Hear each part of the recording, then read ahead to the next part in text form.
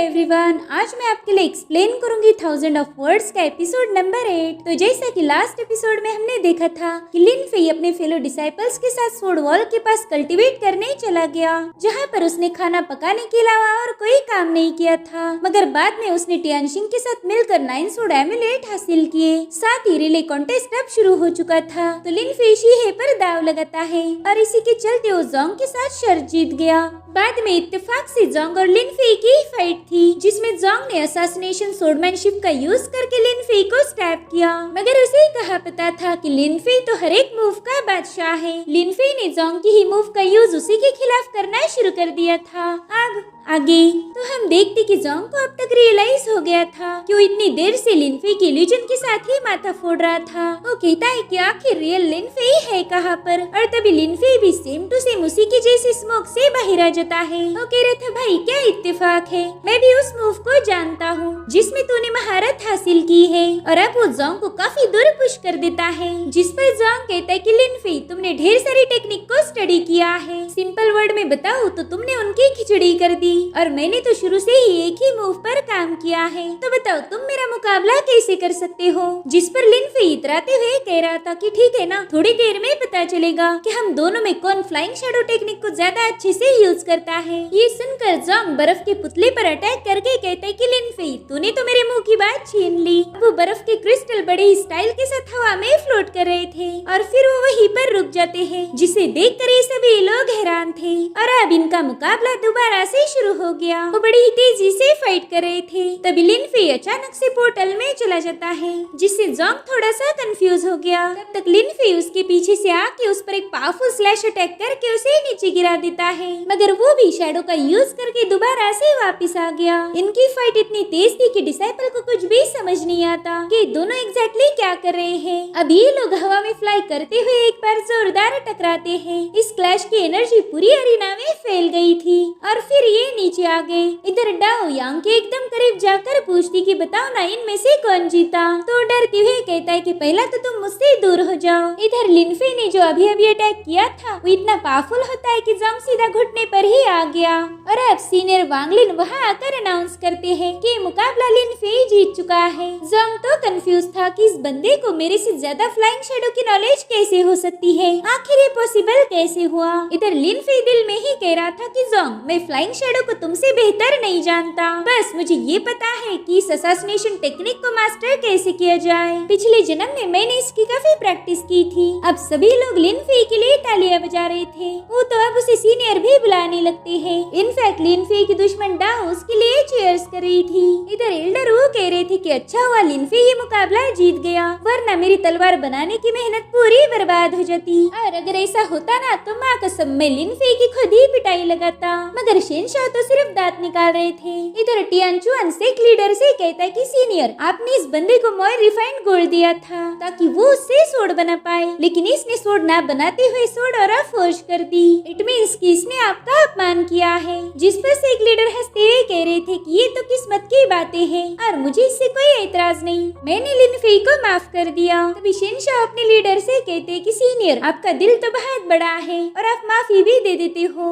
मगर यहाँ पर कुछ लोग हैं जिनके पास इतना बड़ा दिल नहीं है। दरअसल वो टियानचुआन को ताना मार रहे थे। इधर लिन फेई अरीना से वापस आ गया था। वो ज़ैंग को बताता है कि फाइट करते वक्त बिल्कुल भी नर्वस मत होना, तुमने जो भी स्किल सीखी है उसका आराम से यूज करना। जिसके बाद अगले राउंड की अनाउंसमेंट की जाती है। ये मुकाबला यूहिंग पिक के ज़ैंग और केयांग पिक के लियो के दरमियान था, तो ये लोग तुरंत ही अरीना में आ जाते हैं। लियो ज़ैंग से कह रहा था कि मुझे पता नहीं था कि तुम्हारे यूहिंग पिक में कियो युहा के अलावा भी कोई टैलेंटेड डिसाइपल होगा। मैंने तो लिन फेई का नाम पहली बार सुना है। तो चलो बताओ ज़ैंग तुम पावरफुल हो या फिर बाकी जैसे लूजर हो। जिस पर ज़ैंग कह रहा था कि मैं सीनियर की हूँ या फिर सीनियर लिन फेई जैसा टैलेंटेड तो नहीं हूँ, मैं तो एक एवरेज डिसाइपल हूँ। ये सुनकर वो कह रहा था कि हाँ ये तो बढ़िया हुआ, नहीं तो यूहिंग पिक के सभी लोग शैतान बन जाते। चलो अब तुम अपनी सारी पावर का यूज करके मेरा मुकाबला करो। तभी ज़ैंग को याद आता है कि स्वॉर्ड वॉल के पास वो लगभग 372 टाइम्स स्वॉर्ड मीनिंग के अटैक से मारा गया था, मगर फिर भी वो एकदम थोड़ा सा ही नॉलेज हासिल कर पाया। तो ज़ैंग खुद को समझाते हुए कह रहा था कि मैंने बस लिन फेई की बात पर फोकस करना चाहिए। उन्होंने ट्रायल फॉरेस्ट में मुझे कुछ टिप्स दी थी, तो मैं बस उसी पर फोकस करते हुए अपना बेस्ट दूंगा। और अब वो बड़ी ही तेजी से अटैक करने आगे बढ़ता है। लियो को तो ये देखकर ही शॉक लग गया था,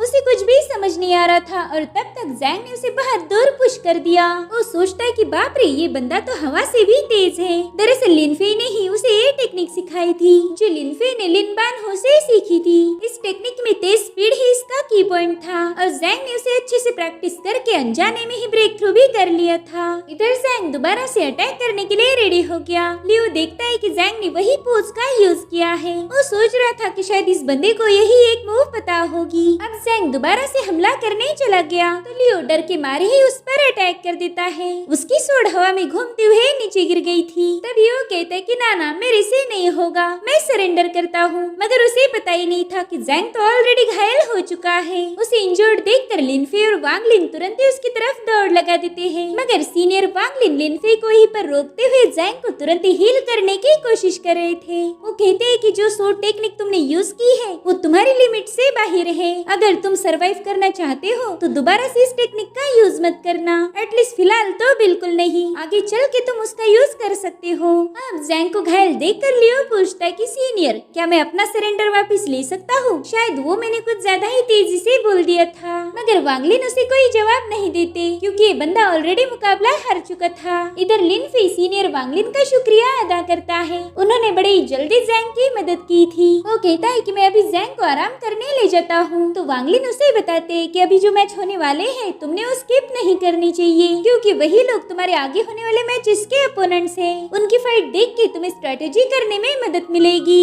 जैंग भी उससे कह रहा था कि सीनियर प्लीज आप यहीं पर रुक जाओ, ये मुकाबले आपके लिए इम्पोर्टेंट है। जिस पर लिनफे उससे कहता है जैंग अपना मुंह बंद करके घर चलो, तुम्हें आराम की जरूरत है। वांगलिन तो लिनफे की इस रवैये को देखकर ही इम्प्रेस हो गए थे। वो सोचते हैं कि टियानशिंग ने काफी अच्छे बंदे के साथ दोस्ती की है, ये कभी उसे धोखा नहीं देगा। और अब हमें तियांडू का मुकाबला दिखाया जाता है। उसने अपने अपोनेंट की बड़ी ही तेजी से ऐसी की तैसी कर दी जिसे देख उसके मास्टर इम्प्रेस हो गए थे। साथ ही हमें कुछ और भी टैलेंटेड डिसाइपल्स के मुकाबले दिखाए जाते हैं जिनमें शेनची और युवान भी शामिल थी। उसने तो हवा में ही स्लैश अटैक करके अपने अपोनेंट को निपटा दिया था। और अब अगला मैच था टियानशिंग और वांगलिन के दरमियान। अगर आपको याद होगा तो हमने इस बंदे की हरकतें ट्रायल फॉरेस्ट में देखी थी। ये काफी डरा डरा हुआ घूम रहा था। इधर टियानशिंग कहता है कि आज मैं सभी पिक्स को अपना नाम बता दूंगा। यहाँ पर टोटल 12 पिक्स है, वो सभी मुझे घोस्ट लेयर के लिए याद रखेंगे। काश आज लिनफे भी यहाँ होता, फिर वो भी मेरी मैच देख पाता। जिसके बाद वो वांगलिन पर अटैक करने के लिए चला जाता है। और अब ये सीन यहीं पर कट हो गया था। जिसके बाद हमें रात का सीन दिखाया जाता है जहाँ पर लिनफे अपनी पावर का यूज करके जैंग को हील करने की कोशिश करता है। उसने थोड़ी देर में जैंग को एकदम ठीक कर दिया था जिसके लिए जैंग उसका तुरंत ही शुक्रिया अदा कर रहा था। तो लिनफे उसे बताता है कि अच्छा हुआ तुम्हारी इंजरीज ने ज्यादा बैकफायर नहीं किया, वरना मैं तुम्हें कल होने वाले फाइट में पार्टिसिपेट नहीं करने देता। अब जैंग उससे माफी मांग रहा था। वो कहता है सीनियर मेरी वजह से आप आज की फाइट्स नहीं देख पाए। जिस पर लिनफे कहता है कि तुम ये सब बकवास मत करो, वो फाइट्स मेरे लिए तुमसे ज्यादा इम्पोर्टेंट नहीं है और ना ही मैं इसके लिए तुम्हें ब्लेम करता हूँ। मुझे पता है कि तुम तो बस अपना बेस्ट देना चाहते थे जिसके लिए मैं तुम्हें अप्रिशिएट करता हूँ। अब लिनफे के मुंह से अपनी तारीफ सुनकर जैंग काफी ज्यादा खुश हो गया था और तभी उनके डोर पर नॉक होता है। लिनफे दरवाजा ओपन करके देखता है वहाँ पर तो टियानशिंग था। वो अपने गाल पर हाथ लगा के रोते हुए पूछ रहा था कि लिनफे भाई क्या मैं आज रात आपके घर पे रुक सकता हूँ? जिस पर लिनफे कह रहा था कि मेरे दोस्त इसमें पूछने वाली क्या बात है, तुम बिल्कुल यहाँ पर रुक सकते हो। अब वो टियानशिंग को चाय पानी देते हुए कहता है कि यार तुम बस एक फाइट ही तो हारे हो, तो फिर टियानशिंग पीक पर जाने में इतना डर क्यों लग रहा तुम्हें? एक फाइट हारने से तुम्हारे मास्टर तुम्हारी जान नहीं लेंगे। तो रोते हुए कह रहा था कि तुम्हें नहीं पता भाई मैं कितनी बुरी तरह से हार गया, अगर तुम वहाँ होते तब तुम्हें पता चलता। जिसके बाद हमें टियानशिंग और वांगलिन की फाइट दिखाई जाती है। बेचारा टियानशिंग उस पर हमला करने से पहले ही मुंह के बल गिर गया था और ये देख के तो डाव जोर जोर से हंस रही थी। इनफैक्ट किसी पर ना हंसने वाले टांग शियान भी टियानशिंग को देख के हंस रहे थे। वो कहते यार पहली बार मैंने ऐसे बंदे को देखा जो सिर्फ हल्के से पुश से ही थोबड़े पर गिर गया। और अब टियानशिंग बेइज्जत होके दोबारा से फाइट शुरू कर देता है। वांगलिन डाइस की एज पर था, वो मिस बैलेंस होके नीचे गिरने ही वाला था। तभी टियानशिंग उससे कहता है कि तुम कहाँ भाग रहे हो और फिर वो उस पर जंप लगा देता है। अगर वांग लिन तुरंत ही साइड में हटकर बेचारा टियानशिंग अरेना से नीचे गिर गया। उसकी हालत देखकर उसके सीनियर वांग लिन को बहुत बुरा लग रहा था और अब डाइस से नीचे गिरने की वजह से ही टियानशिंग ये मुकाबला हार गया। वो देखता है कि उसके मास्टर अपना सिर पीट रहे थे तो वो भी रोने लगता है और अब कहानी वापस से प्रेजेंट टाइम में आ गई। वो रोते हुए बता रहा था कि भाई मेरी तो बड़ी बेइज्जती हो चुकी है। अब तो मेरे को समझ नहीं आ रहा कि मैं मास्टर और सीनियर वांग लिन को अपना मुंह कैसे दिखाऊंगा। मुझ में तो इतनी हिम्मत भी नहीं है। जिस पर लिन फेई कह रहा था कि देखो भाई तुमने जो भी कहानी बताई है उस पर से पता चलता है कि वांग लिन काफी अजीब बंदा है। ये सुनकर टियानशिंग भी कहता है कि हाँ भाई जैसे ही मैंने अपनी वाइटल स्पिरिट का यूज किया तभी मुझे महसूस हुआ कि मैं तो टोटली ब्लैंक हो चुका हूँ। फिर मैंने लेफ्ट साइड से अटैक किया मगर तब मेरी सोड अपने आप राइट में चली गई। अरे ये तो छोड़ दो भाई, मैं तो चलते चलते भी गिर गया था। अगर इस बंदे में कुछ भी अजीब नहीं है तो मैं अपना नाम बदल दूंगा। उस बंदे में कुछ तो गड़बड़ी है। मगर जैंग को तो ये सब सुनकर ही हंसी आ रही थी लेकिन लिन फेई को टियानशिंग की बातों पर यकीन था। वो कहते देखो ये miss Fortune of sword technique है, इससे लोगों को बैड लक का सामना करना पड़ता है। लोग चाहकर भी वो नहीं कर पाते जो वो करना चाहते हैं। अगर इस टेक्निक को अच्छे से मास्टर कर लिया जाए तो ये बहुत ही खतरनाक साबित हो सकती है। समझो अगर मैंने मिस फॉर्चून टेक्निक को मास्टर किया तो मैं अपने ओपोनेंट को उसका कंट्रोल लूज करने पर भी मजबूर कर सकता हूँ और वो भी उसके अटैक करने से पहले ही। ये सुनकर तो टियानशिंग कह रहा था कि भाई अगर ऐसी बात है फिर तो इस बंदे को कोई भी हरा नहीं पाएगा यार, वो तो इनविंसिबल बन जाएगा। मैंने तो कभी ऐसी कोई टेक्निक के बारे में नहीं सुना था। तो लिन फेई कहता है कि ये टेक्निक बहुत अजीब है, ये अपने मालिक या फिर अपोनेंट को पहचान नहीं पाती, ये दोनों को भी बैड लक लेके आती है और इसी वजह से ये टेक्निक ज्यादा पॉपुलर नहीं है। इसे बहुत ही कम लोग प्रैक्टिस करते हैं, जैसे कि करोड़ों लोगों में कोई एक आधा बंदा ही इसे प्रैक्टिस करता होगा। जिस पर टियानशिंग कह रहा था कि अब तो मुझे वांग लिन के लिए भी बुरा लग रहा है, उसका मास्टर बहुत ही घटिया होगा जो अपने डिसाइपल से ये टेक्निक मास्टर करवा रहा है। जिस पर लिन फेई कहता है कि मुझे उसके मास्टर के बारे में तो नहीं पता, हाँ मगर वो बंदा मैं उसके लिए परेशान हूँ। उसके साथ फाइट करना यानी के बदनसीबी को बुलावा भेजने जैसा है। अगर तुम उसके खिलाफ जीत भी गए तो भी तुम्हें बड़ी कीमत चुकानी पड़ेगी। और तभी वहाँ पर सोड मैसेज आ गया था। उसे पढ़ते ही टियानशिंग लिन फेई को देखने लगता है। वो कहते भाई यार क्या बात है, जल्दी बता, कहीं मेरा अपोनेंट वो वांग लिन तो नहीं है? तो कहते हाँ भाई तू तो गया काम से, वो तेरा अपोनेंट है और तुमसे भी ज्यादा बदनसीब तो बेचारा जैंग है क्योंकि हमारे जैंग का अपोनेंट है टांग तियांडू जो कि सबसे पावरफुल डिसाइपल है। ये लो यार आज इस कमरे में सभी बदनसीब भरे पड़े हैं और अब हमें अगले दिन की कहानी दिखाई जाती है जहाँ पर सिख लीडर कहते कि चलो मुकाबले को स्टार्ट कर दो। तो सीनियर वांग लिन तुरंत ही मैच के कंटेस्टेंट के नाम शो करते हैं जिनमें था याओ गुआंग पिक का डिसाइपल वांग लिन वर्सेस युहेंग पिक का डिसाइपल लिन फेई। बेचारा लिन फेई डरते डरते ही अरेना में आ जाता है। उसे सभी लोगों की आवाजें आ रही थी। वो कहते लिन फेई तुम ये कर सकते हो, बस आगे बढ़ो और इस मैच को अपने नाम पर कर लो। जिसके बाद लिन फेई डाइस पर आ जाता है। वो इस बदनसीब वांग लिन से बिल्कुल भी लड़ना नहीं चाहता था और तभी वो देखता है कि वांग लिन तो वहाँ पर है ही नहीं। इधर डाओ कहती कि अरे वांग लिन कहाँ गया होगा। कल तो टियानशिंग के साथ उसका मैच बहुत ही फनी था, मैं चाहती हूँ कि आज भी मेरा टाइम पास हो। जिस पर उसका सीनियर टांग शियान कह रहा था यहाँ पर टाइम पास नहीं बल्कि कुछ सीखने के लिए आना चाहिए। जिस पर यांग कह रहा था कि हाँ सीनियर आप बिल्कुल सही बोल रहे हो। अब सभी लोग वांग लिन का ही इंतजार कर रहे थे मगर उसका कोई ट्रेस नहीं था। तो टियान चुआन कहता है कि वांग लिन और उसका मास्टर जाओ बहुत ही बेकार लोग हैं, उन्होंने हम सबकी बेइज्जती की।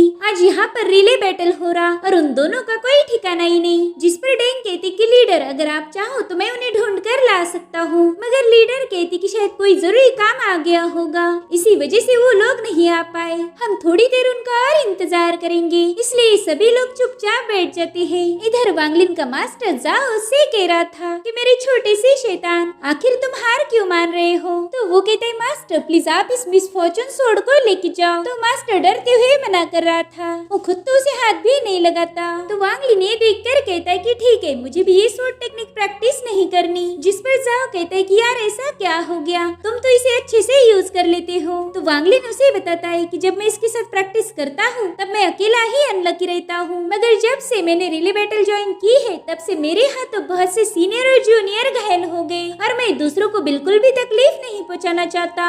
तो मास्टर उससे कह रहे थे कि यार तुम तो बस इतनी सी बात पर गिव अप कर रहे हो? देखो फाइट में तो चोटें लगती रहती है। जिस पर वांगलिन कहता है कि ना, मगर ये नॉर्मल नहीं है। जब से मैं इस टेक्निक को मास्टर कर रहा हूँ तब से मुझे अपने अंदर एक शैतान का एहसास होता है। एक भूखा शैतान है जो सिर्फ दूसरों के लक को खाना चाहता है, और वो भी लगातार। इसकी भूख का कोई अंत नहीं। मास्टर, मुझे डर लगता है कि मैं एक दिन खुद ही एक मॉन्स्टर में बदल न जाऊं। जिस पर जाओ उसे समझाते कि ऐसा मत सोचो, तुम्हारा दिल तो प्योर और इनोसेंट है। तुम्हारे जैसा मासूम बंदा कभी मॉन्स्टर नहीं बन सकता। मगर वांगलिन उनसे कहता है कि आप गलत हो। दरअसल मैं एक मॉन्स्टर हूँ। मेरी वजह से एक गाँव के सभी लोग मारे गए। सिर्फ वहाँ पर मैं ही जिंदा बच गया था। कभी कभी तो मुझे ऐसा लगता है कि गलती सोड की है ही नहीं, बल्कि वो तो मेरी है। मैं खुद ही बैड लक हूँ। और तभी उसके मास्टर को याद आती है वो रात जब वांगलिन उसे एक गाँव में अकेला ही जिंदा मिला था। जिसके बाद वो कहती कि ये सब मेरी गलती है। मैंने तुम्हारे बारे में ज्यादा सोचा ही नहीं कि तुम्हें इस सबसे कैसा फील होगा। जिसके बाद वो मायूस होकर वहाँ से जाने लगते हैं। वो कहते हैं कि बस एक बात याद रखना, उस दिन तुम्हारे टाउन पर जिस बीस ने अटैक किया था वो तुम्हारी वजह से वहाँ नहीं आया, बल्कि तुम उस रात अकेले जिंदा बचे। इससे बड़ा मिरेकल कोई हो ही नहीं सकता। इसलिए खुद को बैड लक मत समझो। तुम लकी हो और तुम्हारे जैसा लकी कोई नहीं। इधर सिख लीडर वांगलिन का वेट करते हुए चाय के कप पर कप मारते जा रहे थे। साथ ही डिसाइपल भी कहते कि यार अब तो बहुत बोर हो रहा, पता नहीं ये फाइट होगी भी या नहीं। शायद वांगलिन को लिन फेई से डर लगा होगा और इसी वजह से उसने सरेंडर कर दिया। उनमें से एक बंदा कहता है कि अगर मैं भी उसके जैसा कमजोर होता तो यही करता। यहाँ आकर हारने से अच्छा है घर से ही सरेंडर कर दो। वो क्या है ना, बेइज्जती होने से बच जाता इंसान। और तभी जाओ वहाँ पर आ जाती है। टियान चुआन पूछता है कि जाओ तुम्हारा डिसाइपल वांगलिन कहाँ पर है? तो जाओ कहते माफ करना, आप सभी को इंतजार करना पड़ा, मगर मैं आपको बताने आया हूँ कि वांगलिन ये मुकाबला। लेकिन उनकी बात खत्म हुई इससे पहले ही वांगलिन वहाँ पर आ गया था। और दिल में ही कह रहा था कि मास्टर मुझे नहीं लगता कि मैं लकी हूँ, मगर मुझे आपकी बातों पर यकीन है क्योंकि आपको मुझ पर यकीन है। आज मैं अपने अंदर मौजूद बीस्ट को हराने की कोशिश करूँगा। जिसके बाद वो अपनी सोड को गौर से देखता है। इधर लिन फेई सोच रहा था कि पता नहीं ये बंदा यहाँ पर क्यों आया होगा। तभी सीनियर वांगलिन अनाउंस करते हैं कि यूहिंग पिक का लिन फेई और याओगांग पिक के वांगलिन की मैच अब स्टार्ट होगी। लिन फेई उसकी तरफ भागते हुए सोच रहा था कि इस बंदे के पास बदनसीबी वाली टेक्निक है, इसलिए मैं इस मैच को ज्यादा लंबा नहीं खींचूंगा।